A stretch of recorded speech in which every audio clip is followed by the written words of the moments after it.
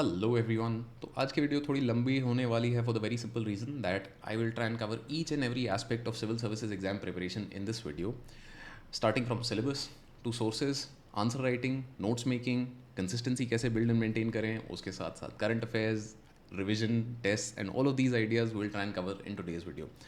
तो wherever you feel कि भाई अच्छा ये चीज़ के बारे में मुझे पता है, दूसरी चीज़ के बारे में मुझे देखना है, तो नीचे जो चैप्टर्स होते हैं उनसे liberally skip around to the section that you want to check, because that will make your time better utilized, and it will be easier for you to make sense of कि अच्छा ये वाली चीज़ मुझे पता थी, अब ये क्या है। In each of these sections I will give you the basic principles माने कि कोर अंडरस्टैंडिंग क्या है, कि यहाँ करना क्या है।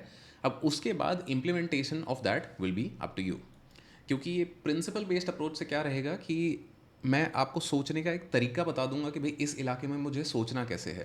Because once you have learn how to think in that area, then you will slowly become self sufficient and you will know कि भाई अगर किसी भी क्राइसिस सिचुएशन में आते हो या लगता है कि भाई ये भी है, ये भी है, ये भी है, ऑप्शंस में से चूज़ कैसे करें।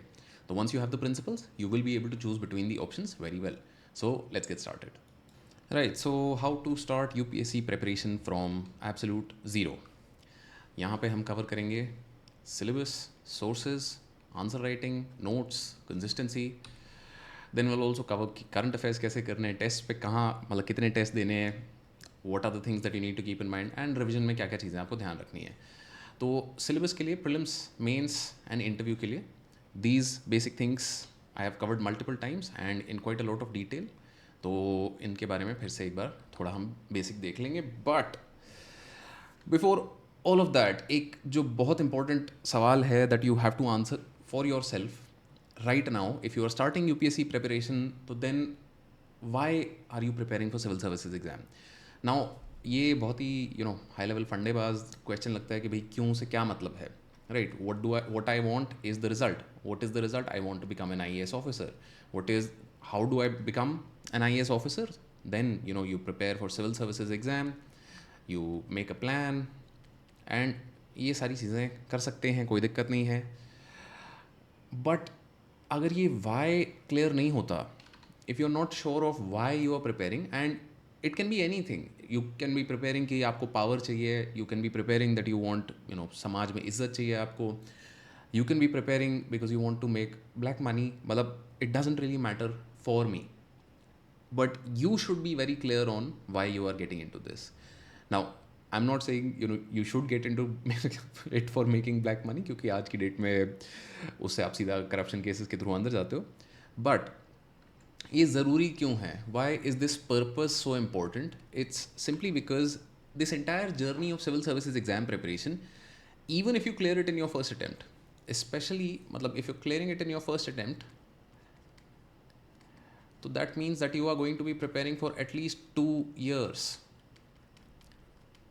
ये कहाँ से नंबर आया? क्योंकि एग्ज़ाम का साइकिल ही ऐसा है कि जैसे June, let's say you preparing for 2025, तो जून 25 में आपका होगा prelims, and then result will come in May of 26, is it not? तो जून 2025 से ऑलमोस्ट 1 साल पहले, you watching this in July of 24, तो 1 साल तो यहीं हो गया, एंड एक और साल आपका यहाँ हो गया। तो minimum of 2 years you are going to be preparing for this exam, क्योंकि इतना टाइम इस एग्जाम में लगता है। This is how much you have to cover, these are so many things that you have to do. So even if you are clearing it in your first attempt, you will be doing this for 2 years, and in those 2 years you will face problems, you will face setbacks, you will face a lack of motivation, you will feel ki yaar matlab why the hell am I doing this, you will question yourself so many times that it will sometimes become difficult for you to show up every day and do the things that are required to be done.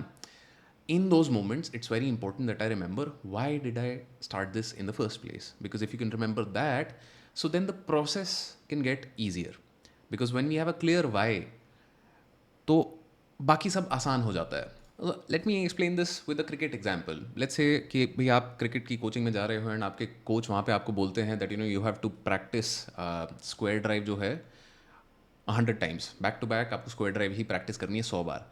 मतलब somebody who is not a very big fan of cricket, who's just getting into the game, might be frustrated कि भैया यार ये एक ही shot बार बार बार बार मतलब मैं तो भले पूरा बैटिंग करने आया था, यहाँ पे एक शॉट क्यों खिलवा रहे हो बार बार। तो this is where that purpose of becoming a better player should come back in to your mind, क्योंकि वो to become a better player you have to perfect all of these basic shots. And वो basic shot इसी तरीके से जब आप practice करोगे, 50 तरीके की डिफरेंट बॉल पे आप ट्राई करोगे, तो that is when you will become better. But sometimes it can become boring, sometimes it can just be like कि भाई why the hell am I playing this same shot again and again. So that's why it's important to remember why you started this, right? तो दूसरा एक question I would want to ask all of the people that are watching this video today, how many of you have read the official notification. Official notification जो कि prelims 2024 का आया था, या CSE 2024 का जो नोटिफिकेशन आया था, how many of you have read that? How many of you know where to find that notification?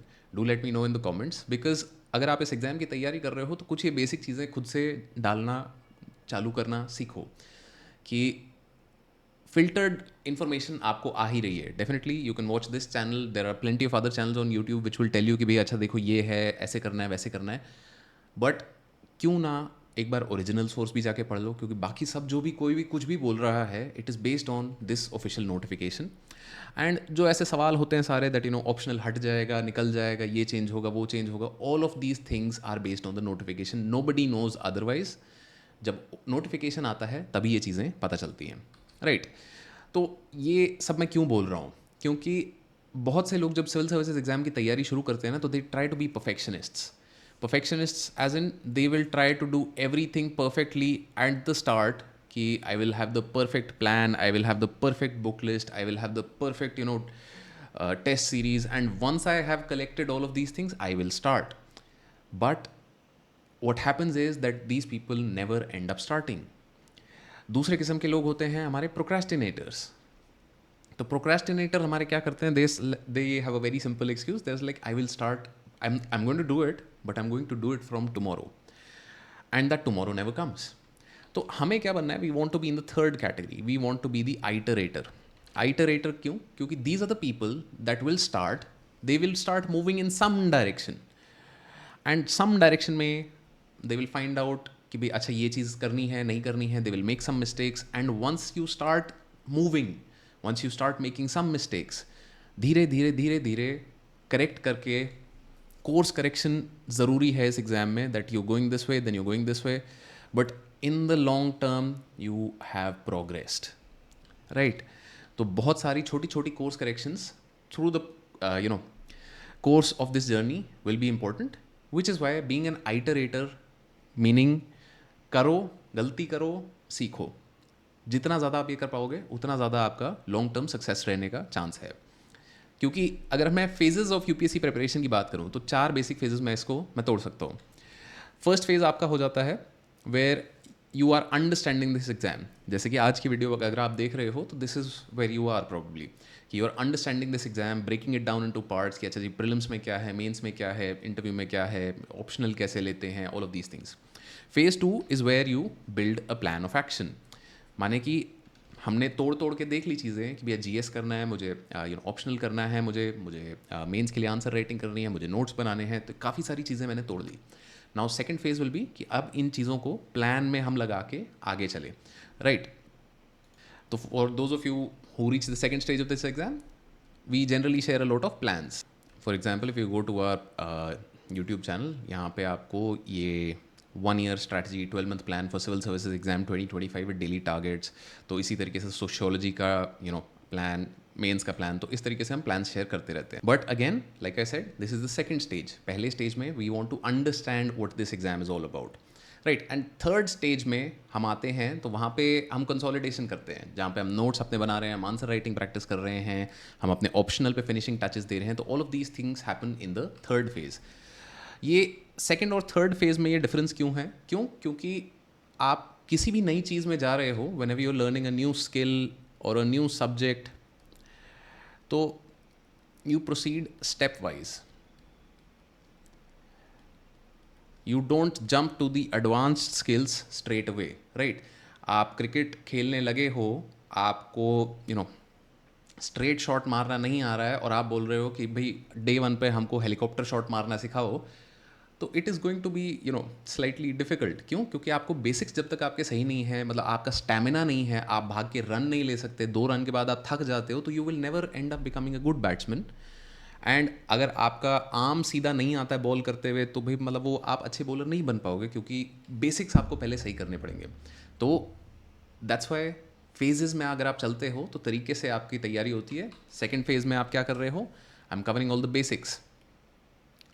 मैं जीएस के सारे सब्जेक्ट्स एक बार पढ़ रहा हूँ, मैं ऑप्शनल की तैयारी थोड़ी बहुत कर रहा हूँ। यहाँ पे फिर हम करेंगे एडवांस चीज़ों की तैयारी। एडवांस क्या है कि भाई आंसर राइटिंग प्रैक्टिस यहाँ पे है। क्यों? क्योंकि मैंने बेसिक सीख लिए हैं। And finally we come to the fourth phase. This is when we are gearing up for prelims. माने कि मैंने जीएस की तैयारी कर ली है, मैंने बेसिक थोड़े नोट्स बना लिए हैं जीएस के, मैंने ऑप्शनल की थोड़ी तैयारी कर ली है, ऑप्शनल के एटलीस्ट एक पेपर के नोट्स बना लिए हैं। Now I am preparing for my actual prelims exam. तो उसके लास्ट के 2-3-4 महीने जो हैं वहाँ पे वो प्रीलिम्स की तैयारी में हम लग जाते हैं, राइट। फेज़ 4 के बाद ऑब्वियसली आपका फेज़ 5 एंड फेज़ 6 भी आ जाते हैं। यहाँ पे फेज़ 5 में आपका मेंस की तैयारी हो जाएगी, एंड फेज़ 6 में आपकी interview which is the personality test, इनकी तैयारी हो जाएगी। So all of these things step by step proceed करते हैं इस एग्ज़ाम में। क्योंकि जब तक मैंने ये नहीं समझा कि भाई why am I reading these subjects, why am I suppose to read geography, why am I suppose to read history, and history में एंशिएंट एंड मेडिवल हिस्ट्री में क्यों पढ़ रहा हूँ, तो if I've skipped step 1, तो all of these things will not make sense to me, right?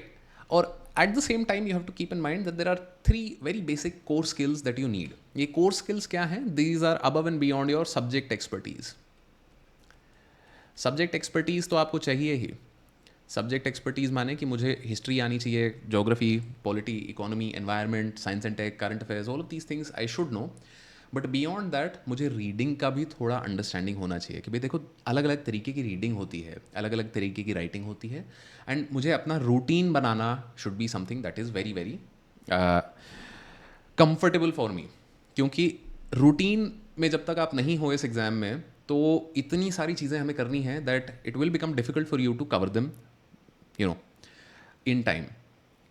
होता क्या है कि भाई हम रूटीन में नहीं होते, तो we end up some days we are studying for 3 hours, some days we are studying for 8 hours, कुछ दिन हमारे ऐसे आएंगे हम 12 घंटे पढ़ लेंगे, वो 12 आवर्स के बाद we'll take 3 days of break।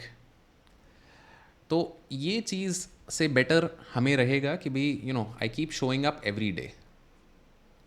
Every day में थोड़ा वेरिएशन चलेगा रूटीन में। माने कि if you can do 8 hours of study per day, that is enough. But वो 8 hours is something that you should you continue to do in the long run। तो ऐसा ना हो कि भाई I am starting 12 hours today and then I'm taking 3 days of break, because फिर वो अगर मैं 4 days पे एवरेज निकालूं तो मैंने एवरेज 3 घंटा ही पढ़ाई करी है। मेरी एवरेज पढ़ाई 7 से 8 घंटा अगर हो पा रही है दिन में, तो then that's a great thing. अब इसमें there will be some days in the middle where I am studying only for maybe 3 hours 4 hours a day। तो what you can also do is instead of looking at कि भाई 8 hours per day, you can look at it as I should be studying around 50 hours per week, right? 50 hours per week में आपका average यही हो जाता है कि भाई I am taking 8 hours into 6 days, 8 6 48। इसमें एक दिन हमने छुट्टी भी मान ली है कि भाई हफ्ते में मैं एक दिन छुट्टी लेके चल रहा हूँ, क्योंकि like we said at the beginning of this video, if you're preparing for 1 year before this exam and 1 year during this exam, learn to take a break, because constantly कोई नहीं पढ़ाई कर सकता इतनी, मतलब इंसान हो आप, मशीन नहीं हो। So keep in mind that these things will take time. So take a break so that you can recharge and come back with renewed energy in the coming week, क्योंकि अगले हफ्ते के अगले हफ्ते के अगले हफ्ते बार बार आपको यही चीज़ें रिपीट करनी है, राइट। तो रीडिंग में अगर हम बात करें तो there are skimming, scanning, intensive reading, extensive reading, ये 3-4 बेसिक तरीके की हमारी रीडिंग आती है। एंड इसमें से mostly what we do on the internet is this. तो how many of you who are watching this video read long form articles from end to end? क्योंकि इंटरनेट ने ना हमारी मतलब वो क्या बोलते हैं आदत ख़राब कर दी है, दैट वी लाइक टू कि भाई अच्छा हेडिंग दिखाओ मेरे को, जल्दी जल्दी बताओ क्या कह रहे हो, पूरा आर्टिकल नहीं पढ़ते हैं आजकल हम, क्योंकि टाइम नहीं है। तो ये वाली आदत थोड़ी हमें बदलनी पड़ेगी। Why? Because for civil services exam first you have to do intensive reading. Intensive माने कि मैं एक ही किताब को 4 5 6 बार पढ़ रहा हूँ। I am repeating the same books again and again. I am not reading polity once from Laxmikanth, once from D Basu, once from third author, fourth author, fifth, नहीं. अगर मैं लक्ष्मीकांत से पढ़ रहा हूँ तो I am reading polity from Laxmikanth again and again and again. This is intensive reading, माने कि मैं उसी किताब में से I am trying to extract as much value as possible. Once I have done this, once I have done the intensive reading in the basic phase, तो फिर उसके बाद जो है हमारी एक्सटेंसिव रीडिंग आएगी for advanced phase. Extensive reading का क्या मतलब है यहाँ पे कि मैंने इंटेंसिवली पार्लियामेंट वाला जो चैप्टर है लक्ष्मीकांत से बहुत बार पढ़ लिया है. It is a 40-50 page chapter, but I have read it so many times that I know it from end to end. Now I will also read some other reports. Now I will also read some Supreme Court judgments that are related to that chapter so that I can combine the two things. मतलब मेरी जो basic understanding है of parliament along with that advanced information जो कि मैंने 4-5-6 अलग sources से gather करी है, एंड उन सबको फिर मैं डिस्टिल करके अपने नोट्स में निकालूंगा. राइट. तो नोट्स आपके जो बनते हैं दे फॉर्म आफ्टर 3+4, माने कि इंटेंसिव एंड एक्सटेंसिव रीडिंग जब आप पूरी कर लेते हो उसके बाद आपके नोट्स बनते हैं, तो then they are the good notes. Right. Similarly writing की अगर बात करें तो राइटिंग भी दो टाइप की होती है. बहुत बेसिक लेवल पे दो टाइप की राइटिंग होती है. एक होती है डिस्क्रिप्टिव राइटिंग एंड एक होती है एनालिटिकल राइटिंग. डिस्क्रिप्टिव राइटिंग क्या होती है? डिस्क्रिप्टिव माने कि मेरे को क्या दिखाई दे रहा है मैंने बस वो लिख दिया है कि भाई मतलब there is laptop screen in front of me, there is a camera, और ये सारी चीज़ें बस लिख दी हैं मैंने कि भाई माइक है, ये है, वो है. This is descriptive writing. Analytical writing जब हमें करनी है तो एनालिटिकल राइटिंग में क्या है कि मैं एक स्टेप आगे जाऊँ कि भाई ये सब चीज़ें सामने हैं, तो क्या मतलब है कि जिस सामने बंदा बैठा है maybe they are making a video और दे आर रिकॉर्डिंग समथिंग. तो that what it means when you say analytical writing हम कर रहे हैं. राइट. सो एनालिटिकल रीडिंग जो है हमारी, एनालिटिकल राइटिंग जो है that is the level L2 that is required for mains. क्योंकि मेंस में भी आपको सवाल ऐसे आएंगे जहाँ पे पूछा ही जाएगा आपसे कि भाई एनालाइज कीजिए, इवैल्यूएट कीजिए, डिस्कस कीजिए. डिस्कस करने वाले भी कुछ सवाल होते हैं, उनमें कुछ कुछ आप डिस्क्रिप्टिव आंसर्स लिख सकते हो, but a lot of the times the writing that you require for mains is analytical writing. तो अगेन पहले डिस्क्रिप्टिव राइटिंग हमें आदत हो जाए तो उसके बाद हम एनालिटिकल राइटिंग करते हैं, becomes easier. Right. Finally routine. मेरी गुड हैबिट्स क्या हैं, बैड हैबिट्स क्या हैं. If I don't know them तो what will happen is right before bed time while I am going to sleep तो I will open up my phone, एक YouTube video के बाद 15 YouTube video चल जाएंगी, and होगा क्या, I was suppose to sleep at 11 PM and now it is 2 AM and I am still not sleeping. You have to keep yourself accountable and for that you have to know yourself कि भाई देखो मेरी ये गलतियाँ रहती हैं generally, मैं यहाँ मिस्टेक्स करता हूँ या करती हूँ. So for that reason I should build a routine कि भाई if I want to sleep at 11 तो no phone after 10 PM, something of that sort. Right. क्योंकि अगर प्रोसेस को आप समझ गए कि भाई देखो ये चीज़ें कुछ बेसिक करनी है, मुझे राइटिंग स्किल बिल्ड करनी है, मुझे रीडिंग स्किल बिल्ड करनी है, मुझे रूटीन अपना बिल्ड करना है, सो देन आपको दिक्कत नहीं होगी इन द लॉन्ग रन. क्योंकि अगर ये बेसिक्स बिल्ड नहीं करते हो तो क्या होता है फिर कि भाई लॉन्ग रन में जाके आई have red, I have spend time, मैंने सारे सब्जेक्ट्स पढ़ लिए, बट क्योंकि मैंने इंटेंसिवली नहीं पढ़े हैं तो फिर मेरे नंबर नहीं आ रहे हैं. मैंने राइटिंग आंसर राइटिंग मैं कर रहा हूँ, बट क्योंकि मैंने कभी किसी को दिखाया नहीं अपने आंसर, मैं डिस्क्रिप्टिव आंसर्स ही लिखे जा रहा हूँ, तो फिर वही मेंस की टेस्ट सीरीज़ में नंबर नहीं आ रहे. तो प्रोसेस को तरीके से आप इम्प्लीमेंट करो and you will find success. But जल्दबाजी करोगे कि नहीं सीधा हम घुस जाएंगे कि सीधा हम एक्सटेंसिव रीडिंग करेंगे 5 सोर्सेज से, तो फिर आपको समझ नहीं आएगा कि भाई इंपॉर्टेंट क्या है, and then you will underline entire books thinking कि भैया ये तो सब इंपॉर्टेंट है, which is not the case. Right. So moving on, एक बेसिक आइडिया और मैं हमेशा बोलता हूँ, this is something that I always share in हमारे जितने भी कोर्सेज होते हैं उनकी फर्स्ट लेक्चर में ये ग्राफ मैं ज़रूर दिखाता हूँ कि देखो स्किल बिल्ड करते हो ना तो it is a up and down curve, and बीच में आते हैं प्लेटोज. माने कि in the beginning I will learn a lot suddenly, and then फिर धीरे धीरे मुझे लगेगा कि यार ये मतलब जो मैं सीखा था उतना तो मैं अब नहीं कर रहा हूँ, ऐसा नहीं हो रहा है, वैसा नहीं हो रहा है, दिक्कत हो रही है, या मैं कॉन्स्टेंटली इम्प्रूव नहीं कर रहा हूँ, अब और आगे कैसे जाया जाए. तो दैट इज़ द प्लेटो. अब वो प्लेटो से आप झगड़ते हो तो फिर आपको नेक्स्ट लेवल अप आता है, नेक्स्ट लेवल अप के बाद थोड़ी देर बाद नीचे आता है. तो this is a constant process. This is something that will happen with reading, writing, and all of these things. एक बेसिक टेस्ट की अगर मैं बात करूं तो right now I want you to take a blank A4 sheet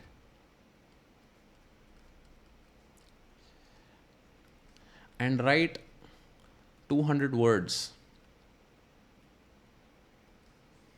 on what is a chair. बहुत basic चीज़ है right कि भाई चेयर है, क्या ही कर लोगे. What is a chair, I want you to write 200 words basic A4 sheet पे. थोड़ा और आपको एडवांस क्वेश्चन चाहिए कि भाई ये तो ज़्यादा ही सिंपलिस्टिक हो गया, तो you can write what is a good answer. ये क्वेश्चंस जब आप लिखोगे ना तो देन यू विल रियलाइज कि भी the problem with these sorts of mains के टेस्ट इज कि मुझे बेसिक पता है. If I had to write this in 40-50 words it's fine, but now that I have to write it in 150-200 words, तो then I have to think about a lot of other things कि भाई chair के 4 पैर होते हैं, chair में गद्दा होता है, मे बी गद्दा ना हो, there are wooden chairs, there are steel chairs. I will have to think of 100 different things in order to make my answer 200 words. So this is why this learning curve is important. Learning curve की ही बात कर रहे हैं तो एक और चीज़ मैं इन the beginning ही आपको बताना चाहूँगा कि there are levels of knowledge, right. कि सबसे बेसिक हमारा लेवल होता है नॉलेज का that you remember something. For example, जैसे कि एग्जाम्पल यहाँ पे दिया हुआ है कि भाई इंडियन पार्लियामेंट के 2 हाउसेज हैं. The houses are called Lok Sabha and Rajya Sabha. ये सबसे बेसिक लेवल है, राइट. नाउ अंडरस्टैंडिंग एक लेवल हमारा ऊपर आता है. अंडरस्टैंडिंग में क्या होता है कि भाई हम बात कर रहे हैं कि भाई पार्लियामेंट में प्रोसेस क्या चल रही है, कि भाई how does a bill become an act, right. What is the process. तो this is the understanding that I will develop once I know Lok Sabha क्या है, राज्यसभा क्या है, राइट. अब एप्लीकेशन में क्या होगा कि समथिंग लाइक कि भाई there are things called parliamentary standing committees. Parliamentary standing committee क्या होता है, हर डिपार्टमेंट, हर मिनिस्ट्री से रिलेटेड एक पार्लियामेंट्री स्टैंडिंग कमेटी होती है. तो आपको थोड़ा अंदाज़ा लगाने में ये है कि लेट अस से डिफेंस प्रोक्योरमेंट की बात चल रही है, तो भाई इसके रिलेशन में कौन सी पार्लियामेंट्री स्टैंडिंग कमेटी देखेगी इस चीज़ को कि भाई डिफेंस प्रोक्योरमेंट की पॉलिसी कहाँ देखेगी. It will be the parliamentary standing committee related to the ministry of defence, right. आगे अगर हम आए तो एनालिसिस अगर हम करते हैं तो जैसे मनी बिल की हम बात करते हैं, तो मनी बिल में what is the role of Lok Sabha के एमपीज वर्सेस राज्यसभा के MPs, there is a difference in the role. But अगर मेरे को ये बेसिक चीज़ें ही नहीं पता है कि भाई how does a bill become an act, कि भाई लोकसभा राज्यसभा में डिफरेंस क्या है, मतलब नाम के अलावा और क्या चीज़ें हो रही हैं यहाँ पे, eight the same time process मुझे नहीं पता है, देन आई डोंट नो कि भैया मतलब काम क्या है एमपीज़ का, तो देन ये एनालिसिस वाली जो चीज़ होती है ना, ये मैं नहीं कर पाता हूँ. एंड फाइनली ये analysis and evaluate, these are the 2 things that you require for mains. Prelims में आपको कहीं ना कहीं ये 3 चीज़ें ज़्यादा काम आती हैं. प्रीलिम्स में कभी भी आप देखोगे तो रिमेंबरिंग से रिलेटेड बहुत सारे सवाल होते हैं कि भाई ये स्पेसिफिक चीज़ आपसे पूछ ली, क्या करना है. अंडरस्टैंडिंग से रिलेटेड कि भाई प्रोसेस क्या है, किस तरीके से हो रहा है. एप्लीकेशन से थोड़ा 1 2 3 जो लेवल्स हैं हमारे नीचे से, these are the levels that are important for prelims. Level 4 and level 5 are important for mains, right. Mains में इफ़ आई सिंपली जैसे यहाँ पे एग्जांपल भी हम देखें कि भाई इवैल्यूएट मुझे क्या करना है कि भाई is assess the effectiveness of question hour in holding the government accountable. तो अगर मैं पेपर ही देखूँ, so this is the mains का paper from 2021. This is I think GS2. हमें GS1 चाहिए, नहीं हमें GS1 नहीं, हमें वो GS1 खुल गया था, हमें GS2 चाहिए because we are talking about the parliament. तो parliament is in the second, right. तो यहाँ पे अगर बेसिक ही क्वेश्चन से मैं शुरू करूँ तो ये क्वेश्चन अगर आप देखोगे, to what extent in your view parliament is able to ensure accountability of the executive in India. तो क्वेश्चन आर की भी इफेक्टिवनेस के आगे एक लेवल पहुँच गए हैं ये, और पूछ रहे हैं कि भाई पार्लियामेंट एग्जीक्यूटिव को, माने कि जो सरकार है उनको अकाउंटेबल होल्ड भी कर पाता है कि नहीं. तो इसमें अब जैसे क्वेश्चन आर एंड ये बाकी सारे parliamentary standing committees, all these sorts of things will become part of your answer. But अगर मैंने बेसिक लेवल पे नहीं शुरू किया है, मुझे पता ही नहीं है पार्लियामेंट्री स्टैंडिंग कमेटी का है, तो ये क्वेश्चन नहीं हो पाएगा. और अगर हम क्वेश्चन यहाँ पे देखें तो I think there was also a question on parliamentary standing committee directly. Do department related parliamentary standing committees keep the administration on its toes and inspire reverence for parliamentary control? Evaluate the working of such committees with suitable examples. तो ये जो शब्द हम देख रहे थे यहाँ पे, उन्होंने सीधा क्वेश्चन में पूछ लिया है कि भाई evaluate the effectiveness of such committees, right. तो ये लेवल 4 और 5, मतलब ये सारी बेसिक चीज़ें हम आज पहले क्यों बात कर रहे हैं, because once you get into preparation, अगर ये बेसिक टूल्स आपके पास हैं तो it becomes easier for you to navigate the problems. क्योंकि देखो ये वाली सारी चीज़ें जो है ना, मतलब these things I learned in my own journey. जो 6 साल मैंने सिविल सर्विसेज एग्जाम की तैयारी करी थ्रू स्ट्रगल, वो स्ट्रगल करते करते क्या हुआ नहीं हुआ कैसे हुआ, गलतियाँ कर करके मैंने सीखी. And like this sort of, maybe जितनी भी लंबी ये वीडियो होने वाली है, this video is going to give all of that to you in a very structured format, right.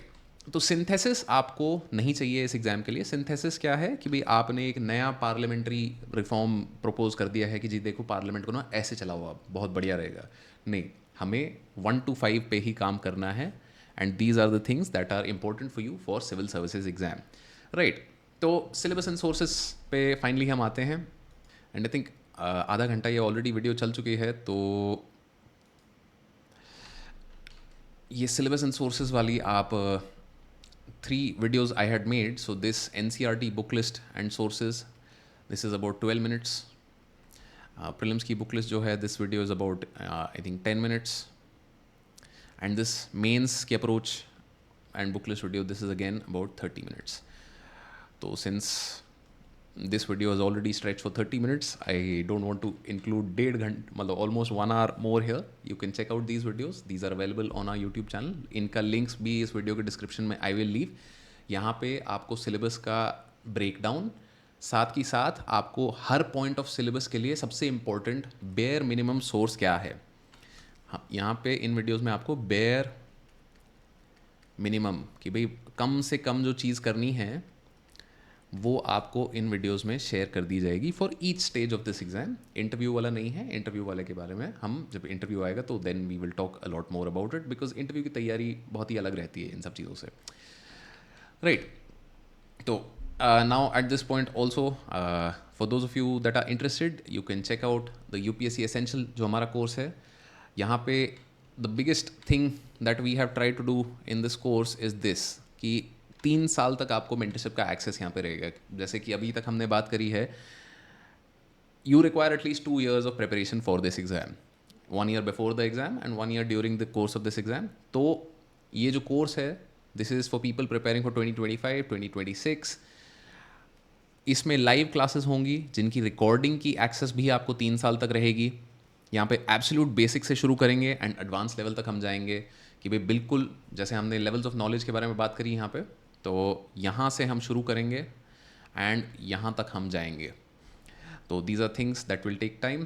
तो this is a year long course. It will also include a test series and the course starts from 8th of July, Monday. You can, if you are interested in checking out, you can visit courses.upscprep.com and join from there. या इसका भी video के description में link आपको मिल जाएगा, right. तो आते हैं अब बेसिक हमारे जनरल स्टडीज़ के सोर्सेज हमने इन वीडियो में कवर कर लिए. This is general studies.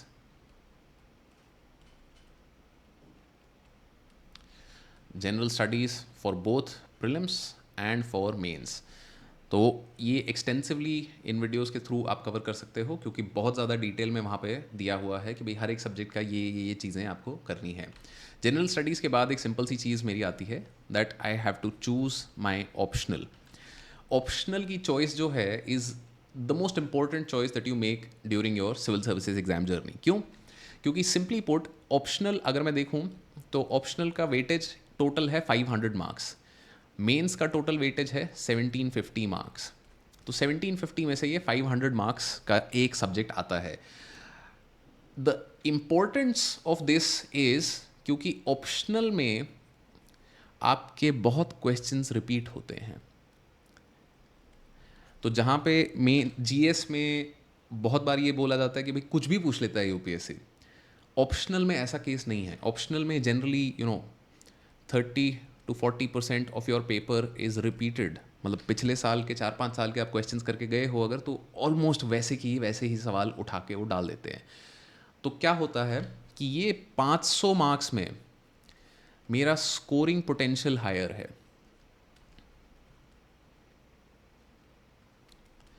Right कि ये 500 मार्क्स माने कि 250 इंटू 2 के जो 2 पेपर्स हैं मेरे, उनमें मेरा स्कोरिंग पोटेंशियल हायर है। Mains is made up of 9 papers. 9 papers में आपके हैं 4 GS, 1 2 3 4 essay, optional into 2 and 2 into language papers. ये लैंग्वेज पेपर्स जो हैं, these are जो बेसिक प्रोफिशिएंसी आपकी चेक करते हैं, that you know if somebody is speaking to you in English, एक language paper is compulsorily English and the second is your regional language. तो what these papers check is whether you are proficient enough to communicate in at least 2 languages, because India is a multicultural country, and let's say that you become an IAS officer, you come from the state of Uttar Pradesh, but now you're posted in the state of Telangana, so you will have to talk to the people over there, and if you can speak English, तो basic आपका एक हो जाएगा, but एक दूसरी language अगर आप हिंदी में पेपर देते हो तो वो चलेगा, बट वहाँ पे जाके भी आपको कुछ ना कुछ वो लैंग्वेज वाली चीज़ सीखनी ही पड़ेगी। मेंस के पेपर में आपको तेलुगु सीखने की ज़रूरत नहीं है, बट 2 लैंग्वेजेस के पेपर होते हैं। These are your passing only, माने कि आपको सिर्फ 33% इनमें मार्क्स लेके आने हैं और उससे ज़्यादा आपको कुछ नहीं करना है। ये लैंग्वेज पेपर जो हैं, these are 300 marks each, and the rest of these papers, the rest 7, 4 GS, 1 essay and 2 optional, these are 250 marks each. तो अब होता क्या है, ऑप्शनल में a very good score can be 300 to 320 out of 500. GS में a great score in 4 papers is 420.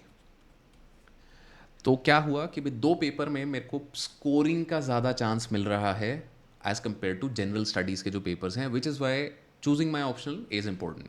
तो choosing optional के लिए 3 बेसिक पैरामीटर्स मैं आपको दूंगा कि भाई सबसे पहले सबसे इंपॉर्टेंट आपके लिए है कि सब्जेक्ट की अफिनिटी होनी चाहिए, माने कि I should like the subject, because यहाँ पे ये सब्जेक्ट जो है आपको एक ऑनर्स डिग्री लेवल तक करना है। ऑनर्स डिग्री लेवल तक करने का क्या मतलब है कि एटलीस्ट 3 से 4 महीने इंटेंसिव प्रिपरेशन मुझे लगेगी कोई भी ऑप्शनल करने में। तो जो छोटे ऑप्शनल्स होते हैं, जो ह्यूमैनिटीज़ वाले ऑप्शनल जनरली रहते हैं, लाइक सोशियोलॉजी, एंथ्रोपोलॉजी, PSIR, तो these are considered slightly shorter optionals. इनमें भी आपको 3 से 4-5 महीना लग जाएगा अगर आप जीरो से शुरू कर रहे हो and if you have no background in these subjects. तो liking the subject is important, because if you don't like the subject you will not be able to study it for 4 months। You will just be like कि भैया मैं क्यों मत्था मार रहा हूँ यहाँ पे, हटाओ ना इस चीज़ को। दूसरी चीज़, अवेलेबिलिटी ऑफ रिसोर्सेज, कि भाई आपने जो ऑप्शनल चुना है, या तो इट शुड बी आपका बैकग्राउंड जो है एजुकेशनल बैकग्राउंड, कि भाई आपकी डिग्री लेट्स से जूलॉजी में है, तो देन आपने जूलॉजी ही अपना ऑप्शनल चूज़ किया है, तो then what will happen is कि भाई आपका जो अंडर ग्रेजुएट डिग्री का मटीरियल था वो आपको मटीरियल वही काम आ जाएगा, उसी से आप तैयारी कर सकते हो। But if you're somebody like me, for example, I'm a civil engineer by degree, and after that I did sociology. I chose sociology as my optional. क्यों? क्योंकि मुझे सब्जेक्ट पसंद था, मुझे जानना था कि भैया क्या हो रहा है समाज में। तो वो सब्जेक्ट की पसंद के कारण फिर मैं दूसरे फैक्टर पे आया कि भाई अच्छा क्या मुझे रिसोर्सेज मिल रहे हैं, माने कि रिसोर्सेज क्या, do I get notes, do I get a concise book list, do I get coaching for this. क्योंकि अगर आप अपना ऑप्शनल अपनी डिग्री से हटके ले रहे हो, जो कि अगर आपकी इंजीनियरिंग की डिग्री है, तो I would recommend doing that, क्योंकि इंजीनियरिंग वाले सब्जेक्ट्स सिविल सर्विसेज में ऑप्शनल में बहुत हार्ड हो जाते हैं, unless of course you are also preparing for the engineering services exam, क्योंकि वहाँ पे फिर आप सिविल इंजीनियरिंग का दोनों तरफ फ़ायदा उठा सकते हो। सिविल, मैकेनिकल, इलेक्ट्रिकल सारे ये सब क्रॉस रहते हैं। तो अवेलेबिलिटी ऑफ रिसोर्सेज में कुछ बेसिक चीज़ें हमें ध्यान रखनी है कि भाई अगर लेट्स से मैं ऐसे ही लेट्स से मुझे सब्जेक्ट पसंद है बहुत ज़्यादा इकोनॉमिक्स, बट इकोनॉमिक्स ऑप्शनल, मतलब मेरा बैकग्राउंड इकोनॉमिक्स मेरा बैकग्राउंड नहीं है, बट अब मुझे इकोनॉमिक्स ऑप्शनल की कोचिंग भी नहीं मिल रही है, तो then that's a problematic thing. क्यों? क्योंकि इस सब्जेक्ट में क्या क्या कोर रिक्वायरमेंट्स हैं वो मुझे समझ नहीं आया अगर, तो वो जो दिक्कत होगी, जो 4 5 6 महीने मैंने लगा दिए वो भी वेस्ट हो जाएंगे। क्यों? क्योंकि मेरे को कोई फीडबैक नहीं मिल रहा है, and after having spend 4 5 months then फिर एक वो there is this thing called sunk cost fallacy. I'm sure all of you have faced this somewhere or the other. The sunk cost fallacy is a simple idea कि भाई 4 5 महीने अगर आपने लगा दिए ना, तो फिर उसके बाद you will start rationalising it कि भैया 4 5 महीने तो लगा ही दिए, 2 महीना और लगा देते हैं, इम्प्रूवमेंट खुद ही कर लेंगे। But that's not always a right idea. क्यों? क्योंकि ऑप्शनल में एक हायर लेवल ऑफ अंडरस्टैंडिंग चाहिए। या तो आपका बैकग्राउंड हो तो बहुत ही बढ़िया है, बैकग्राउंड नहीं है तो आई वुड रेकमेंड कि भाई इसके लिए आप कोचिंग ले लो। जीएस के लिए ज़रूरी नहीं है, बिना कोचिंग के भी आप कर सकते हो जीएस की तैयारी, बट ऑप्शनल के लिए आई वुड रेकमेंड कि you do take some coaching और दी अदर, राइट। एंड अगर सोशियोलॉजी ऑप्शनल में आप इंटरेस्टेड हैं तो you can check out sociology optional का भी हमारा कोर्स है, which is taken by KCS sir, who is an ex-IAS officer. तो उनका डेमो वीडियो भी हमारे चैनल पे ही अवेलेबल है। सो सोशियोलॉजी ऑप्शनल के लिए वो हो गया। तीसरी चीज़ आती है स्कोरिंग पोटेंशियल। पहली और दूसरी मैंने सेट कर ली है, तो तीसरी चीज़ भी मैं देखूंगा कि भाई स्कोरिंग पोटेंशियल क्या है। यहाँ पे मुझे क्या करना है, मुझे गूगल सर्च करनी है। गूगल सर्च का क्या सिंटैक्स है? डैश ऑप्शनल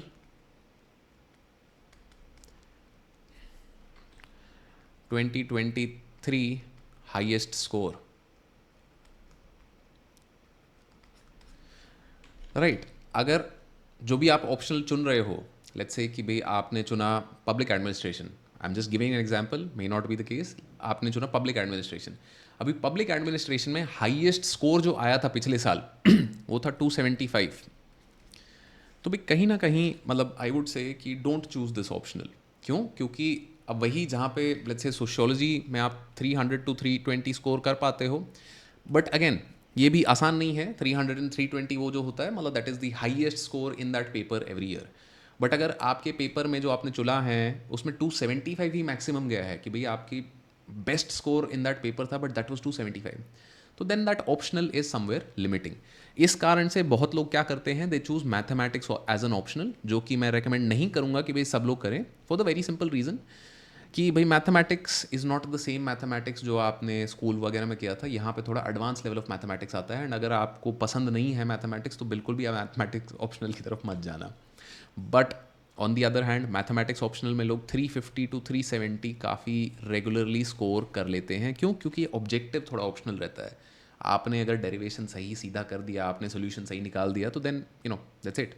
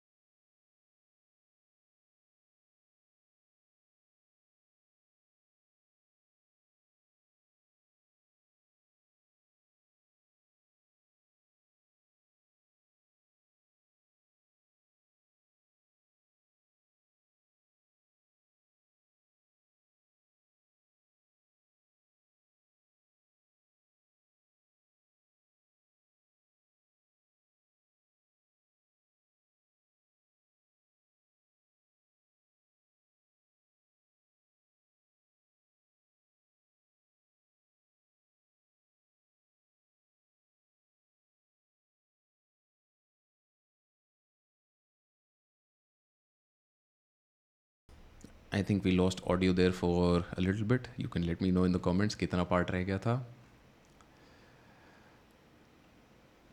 आई थिंक मोटा मोटा, but anyhow. So going forward कि भाई वॉट टू नोट में अब क्या है कि हमने देखा है that you have to be reading the same book 5 times. And in such a case, don't make notes in the first reading. Don't make notes in the first reading. क्यों? क्योंकि I will think everything is important and I will note and underline everything, which is not the case. First reading में notes नहीं बनाओ. Second, third reading में जब आप दोबारा उस किताब को पढ़ रहे हो, that is when you should try and make notes. Now, notes कभी भी don't make them as per the book. Don't make a note of Lakshmikant. Don't make a note of Spectrum. Make a note of topics. Right कि spectrum में से अगर मैं notes बना रहा हूं तो make notes of Gandhian movements. इससे क्या होता है कि when I am reorganising things in my own words and using spectrum as a source to make those notes, I am engaging with that material and it becomes easier for me to answer questions from that material. क्योंकि otherwise क्या होता है, मैंने spectrum का page bye page notes बना लिए हैं, तो मैंने क्या किया है, मैंने स्पेक्ट्रम को छोटा कर दिया है बस, और कुछ नहीं किया है. वो इतना हेल्पफुल नहीं रहेगा. Rather reorganizing it through topics, through syllabus and PYQs at times. ये चीज़ अगर आप करते हो तो then your notes will be very useful. What to note, second चीज़ पे अगर हम आए तो बेसिक कुछ चीज़ें हैं. बेसिक आप इतनी बार पढ़ लोगे, शुरू शुरू में आपको लगता है कि मतलब ये कैसे याद रहेगा कि भाई पार्लियामेंट में मनी बिल कौन सा है, क्या है, कहाँ है. But let me tell you this that by the time that you get ready for prelims you will have read money bill so many times that कुछ बेसिक चीज़ें आपके दिमाग में छप जाएंगी. उसके आगे वाली जो चीज़ें हैं वो मैं नोट करना चाहूँगा कि भाई अब अगर कोई करंट अफेयर का फैक्ट आया है मनी बिल को लेके कि भाई कुछ चेंज हुआ है मनी बिल में, या भाई रिसेंटली किसी मनी बिल के साथ कुछ कंट्रोवर्सी हुई थी, तो that is what I want to note down so that I can use it in my answer. Second thing that I want to note down are mistakes. कि भाई tests जो हैं वहाँ पे अगर मैं बार बार सेम मिस्टेक्स कर रहा हूँ तो that I want to sort of improve on those mistakes and not repeat them. So in order to not repeat them I should know what they are. Therefore I want to make note of my test की mistakes. And mains का analysis का क्या है कि भाई आपको cross connect करनी चीज़ें आनी चाहिए. PYQs are very very helpful in this. कि भाई PYQs जैसे हमने मेंस के कुछ देखे थे, तो keep reading those PYQs again and again while you are making notes, because if you do that तो देन आपको अपने नोट्स में ही एक तरीके से आप इंफॉर्मेशन को ऑर्गेनाइज करके रखोगे, which will make it easier for you to write answers at the end. Right.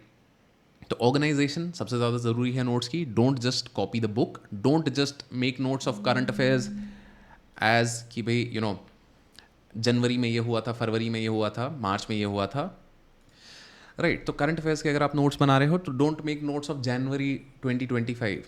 Make notes of कि भाई polity with in that month. क्यों? क्योंकि पॉलिटी में रहेगा तो आपकी पॉलिटी का जो नोट्स हैं उनके साथ हो जाएगा, will make it easier for you. जनवरी के नोट्स आपने बना लिए तो भाई जनवरी के नोट्स को रिवाइज करने के लिए आपके पास कोई तरीका नहीं है कि भाई let's say that there was some event that happened with related to speaker. Now if my notes are organised under the topic of speaker तो देन मुझे पता है मेरी सारी चीज़ें मुझे यहीं मिलेंगी. On the other hand if my notes are organised as जनवरी 2025, फरवरी इन मंथली मैनर, तो फिर क्या होगा, मुझे पहले तो ये याद करना पड़ेगा कि भाई कौन से महीने में स्पीकर का नोट बनाया था, and that is not something that you will be able to do. Right. Finally, notes जब भी आपके बन जाएंगे, note banana is a constant process. You will have to constantly keep reviewing them, keep reducing their size. All of these things will happen again and again and again. पहली बार आप notes बनाओगे, उसको दूसरी बारी पढ़ोगे तो वो भी improve होंगे step wise. This is why at the beginning we saw that image कि perfect notes अगर day 1 पे बनाने की कोशिश करोगे तो आप यहाँ बस अटके रह जाओगे. कुछ लोग कहेंगे कि भाई मैं क्यों नोट्स बनाऊं, मुझे बने बनाए मिल जाएंगे कोई दिक्कत नहीं है. But if you are iterator, sooner or later गलती कर करके सीख के you will end up making very good notes. Right. So let's move to the next topic, which is consistency. Now consistency is something that you have to constantly work on in this exam.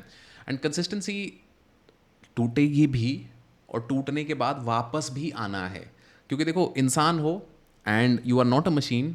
And in such a case what happens is कि sometimes we guilt ourselves a lot, कि हम बहुत सारा अपने आप को guilt देते हैं कि मैंने पढ़ाई नहीं करी 4 दिन से, तो क्या करें, क्या होगा, कैसे होगा. मतलब we start talking to ourselves very negatively कि भाई तुम्हारे बस की नहीं है, मतलब तुम एवरेज स्टूडेंट रहे हो, तुमसे होगा ही नहीं. If we keep talking to ourselves in that manner, if we keep guilting ourselves, तो देन फिर we will be, it will be more and more difficult for us to get back on the game plan. So breaks लेने की भी आपको एक consistency रखनी है. मतलब इसको ऐसे ले लो कि भाई 3-4 महीने में एक हफ्ते 10 दिन का ब्रेक ले लिया, या भाई every Sunday you take a break, whatever works for you. Figure out कि भैया ब्रेक किस तरीके से लेना है, क्योंकि ब्रेक अगर आप नहीं ले रहे हो, लाइक वी सेड 2 years का मिनिमम जर्नी है, and in such a case it will become very difficult for you to sustain this in the long run. At the same time पढ़ाई का, जैसे कि हमने शुरू में भी बात करी थी, 50 hours पर वीक अगर आप मेंटेन कर पा रहे हो, दैट्स अ ग्रेट थिंग. आप 2-3 दिन 12-12 घंटे पढ़ लो, फिर 2 दिन छुट्टी ले लो, डजेंट मैटर, हफ्ते में इतना कर लो, राइट. रिविजन का भी कंसिस्टेंसी आपको बिल्ड करनी है. रिविजन की कंसिस्टेंसी बिल्ड करने के लिए हम आगे थोड़ी बात करेंगे कैसे कर सकते हैं. Then practice for both prelims, MCQs and mains के आंसर्स की.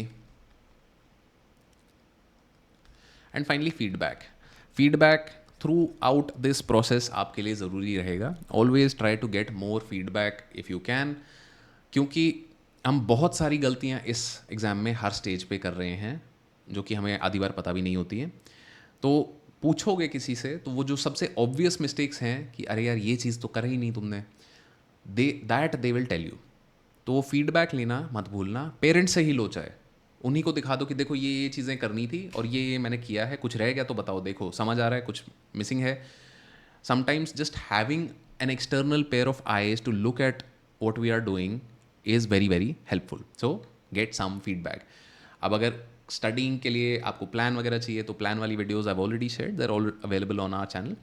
तो हम चलते हैं करंट अफेयर्स पे. करंट अफेयर्स में हमें क्या क्या करना है, कि भाई कितना करंट अफेयर्स करना है. सबसे पहले हम बात करते हैं कि भाई 3 तरीके हैं करंट अफेयर्स करने के लिए. The best is that you read the newspaper and make your own notes, क्योंकि करंट अफेयर्स का एक बेसिक फंडा हमेशा रहेगा that they have to be accompanied by notes.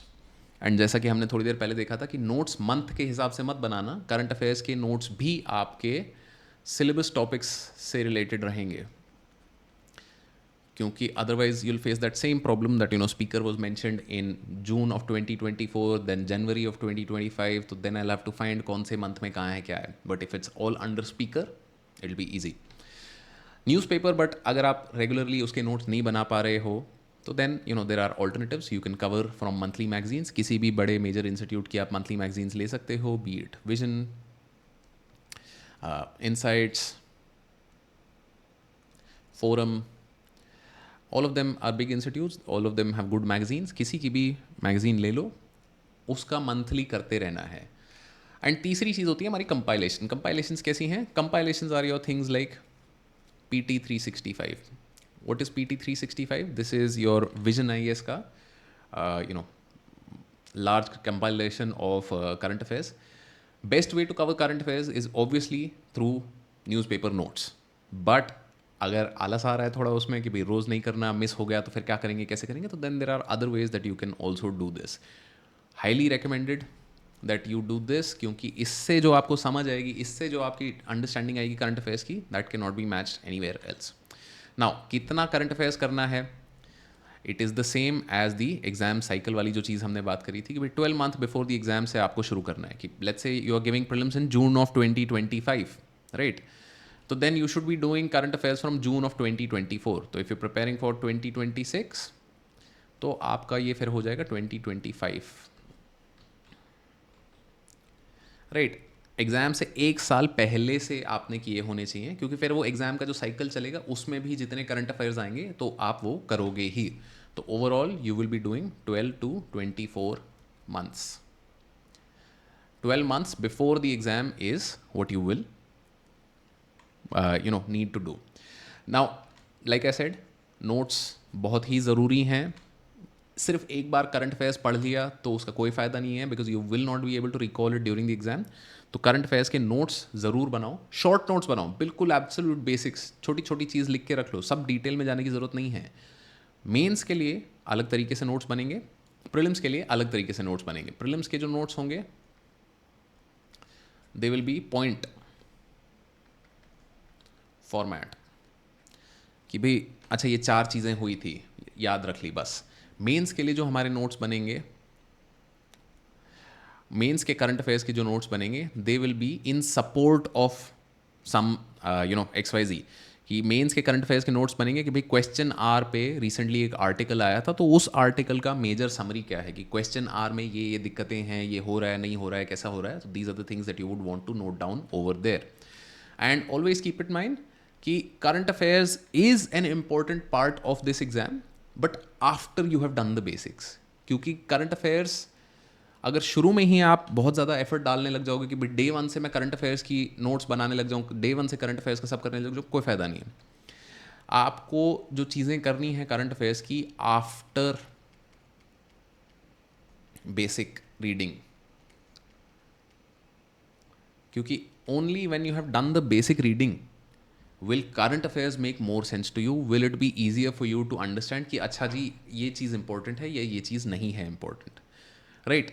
तो in the beginning you don't have to make notes for current affairs. If you are just starting preparation, current affairs के notes बनाने की अभी ज़रूरत नहीं है. अभी के लिए बस पढ़ो, तरीके से पढ़ो. And you can do something called indexing. It's a simple exercise जहाँ पे मैं कोई भी आर्टिकल जो पढ़ रहा हूँ, I want to try and see कि अच्छा ये कौन से पेपर के लिए रेलिवेंट है, विच GS paper. Is it relevant for economy, तो इकोनॉमी कौन से GS के सब्जेक्ट में आता है, एनवायरनमेंट कौन से सब्जेक्ट में आता है, हिस्ट्री कौन से सब्जेक्ट में आता, मतलब कौन से पेपर में आता है. तो ये अगर आप मैं रोज़ करता रहूँ तो मेरे को सिलेबस मेरे दिमाग में छप जाएगा. And that is the best thing that you can do in this exam, right. Moving on, test series, कि भाई कितने टेस्ट देने चाहिए, कब देने चाहिए. तो when to start, after you finish any subject आपको एक सेक्शन टेस्ट देना चाहिए. सेक्शन टेस्ट या आप PYQs भी करो, but do give a test after you have completed subject, because that will tell you कि भाई मतलब मेरे को जो चीज़ समझ आई है या मैंने जो पढ़ा है वो मुझे दिमाग में छपा भी है या बस मतलब मैं पन्ने पलट दिए, right. And once you have completed one round of reading of all subjects, तो then you give full tests. This is both for prelims and mains. तो सेक्शन टेस्ट, फुल टेस्ट, ये वाली चीज़ क्यों है, क्योंकि बहुत बार क्या होता है, we are afraid of getting bad marks, कि भाई मतलब मेरे नंबर नहीं आएंगे तो फिर I will feel discourage. That's why there is this remark, do not be afraid of bad marks. Bad marks are your friend, because they are telling you where you can improve. मतलब good marks can hide a lot of errors in my way of thinking, in my way of preparing, but bad marks will tell me definitely कि भैया देखो ये 4 गलतियाँ हैं, साफ करो. अब कितने टेस्ट बेयर मिनिमम मुझे देने हैं, bare minimum I should give at least 1 or 2 test per subject, और at least I should give 4 or 5 full tests, right. ये बेयर मिनिमम आपका हो जाएगा, यू हैव 6 to 7 सब्जेक्ट्स, तो this will be about 15 to 20 tests. Bare minimum इतने तो आपको दे ही देने चाहिए, because this will tell you कि भाई मेरी तैयारी कैसी चल रही है. On the other hand, if you do not perform well in these test, आपको पता चलता है कि भाई अच्छा ये मिस्टेक बार बार हो रही है, बार बार हो रही है, तो then you can give more tests. कि अच्छा मेरे 4 और 5 जो मैंने फुल टेस्ट दिए हैं उनमें मेरे नंबर अच्छे नहीं आए, तो let me give a few more and see कि भाई पिछली मिस्टेक्स जो थी वो इम्प्रूव हुई हैं कि नहीं. Which is where comes the most important part for test, review. I have given a test, I should review the test. जितना टेस्ट में टाइम लगा है, 1 hour of test equals to 1 hour of review. जितना test देने में time लगा है, 3 घंटे का टेस्ट दिया तो 3 घंटा उसको रिव्यू करो. 2 घंटे का टेस्ट दिया 2 घंटा रिव्यू करो, क्योंकि रिव्यू करोगे तो जो मिस्टेक्स करी हैं वो पकड़ी जाएंगी, you will improve on them, you will change. But अगर रिव्यू नहीं करोगे तो फिर वही गलती रिपीट होती रहेगी. You have to learn from your mistakes, which is why I said bad marks are your friend, right. Moving on, revision कैसे करें, क्या करें, कब करें. सबसे पहली चीज़ तो इनबिल्ट आपकी रिविजन कुछ हो सकती है। इनबिल्ट कैसे कि भाई दिन में मैंने 1 घंटा रख लिया कि भाई early morning first thing that I will do is I will revise कि अच्छा जी कल क्या क्या चीज़ें मैंने कर ली। तो एक तो ये तरीका हो सकता है। दूसरा आपका हो सकता है कि भाई एवरी वीक सैटरडे को सेकेंड हाफ में मैं बस रिवीजन करूँगा। रिवीजन सारी चीज़ जो भी उस हफ्ते में करी तो वो 6 घंटे मैंने रख लिए, वहाँ पे बस यही हो रहा है। और यू कैन हैव कि भाई last 4 days of the month, last 5 days of the month I will only revise all the other things that I have done in the month. ये whatever is easier for you do that. हमेशा इस process में एक चीज़ याद रखना कि जो easy लग रहा है in terms of these choices वो करो। ईजी ये भी लगेगा कि मैं पढ़ाई ना ही करूं, but again that will not take you where you want to go. Revision में जब नोट्स हम आपने बना लेंगे, सेकेंड और थर्ड राउंड ऑफ रीडिंग में नोट्स हमारे बनेंगे, तो then your notes will act as your base source for revision. फिर मुझे बार बार किताब में जाने की ज़रूरत नहीं है। And then once I have done my notes and उनसे मैं रिवाइज कर रहा हूँ, तो देन यहाँ पे मैं करंट अफेयर्स को ऐड करता रहूँगा। देन यहाँ पे मैं अदर सोर्सेज को भी ऐड करता रहूँगा for value addition.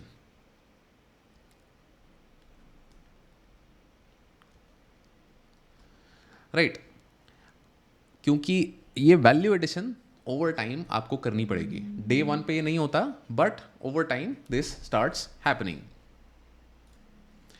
And one more thing you have to keep in mind कि एक्टिव रिकॉल अगर आप रेगुलर बेसिस पे प्रैक्टिस करते हो, कि भाई अ very simple idea of active recall can be, this video has gone on for almost an hour now. If you're still here, how many of you can recall what are the things that we have talked about? किन किन चीज़ों के बारे में हमने बात करी है? Just let me know in the comments. That's what exactly active recall is. क्योंकि जब इसी समय मैं बैठ के अगर एक बार देख लेता हूँ कि भाई देखो क्या क्या चीज़ें थी जो हुई हैं यहाँ पे, तो मुझे अभी के अभी पता चल जाता है कि अच्छा यार ये वाली तो मैं भूल गया, यहाँ पे भी कुछ हुआ था, but like I don't remember what that was, and I can go back and revise that right at that moment, which is a very very beneficial thing for you. क्योंकि हमें बहुत सारी चीज़ें करनी हैं, बट कुछ ऐसा इमेज मतलब ध्यान ही नहीं गया किसी चीज़ पे, तो वो छूटता नहीं है हमारे लिए। And this in the long run helps with retention.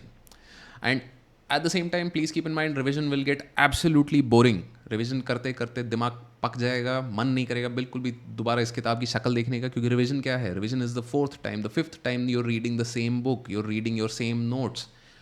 So then you will have to figure out how to make it a little more interesting. You can make it a little more interesting through active recall.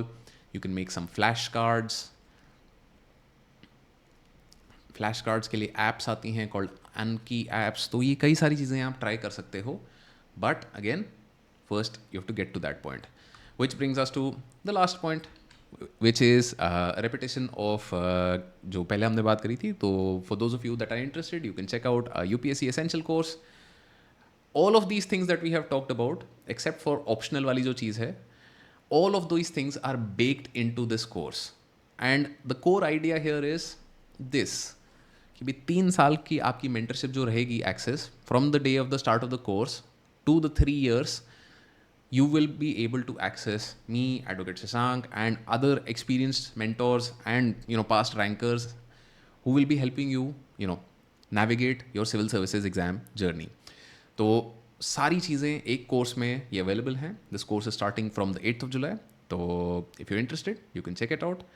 And बाकी सारी चीज़ों में अगर अब भी आपको लगता है कि कुछ मिस हो गया, कुछ रह गया, तो do let me know and I will take that up in the next video. Thank you for watching and all the best on your UPSC journey.